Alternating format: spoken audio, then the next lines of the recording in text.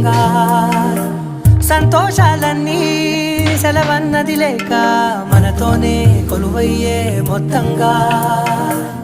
స్వాగతాలు లేని ఒంట్లో ఉండలేక విరహం కనుమరుగయ్యే మనతో వేగ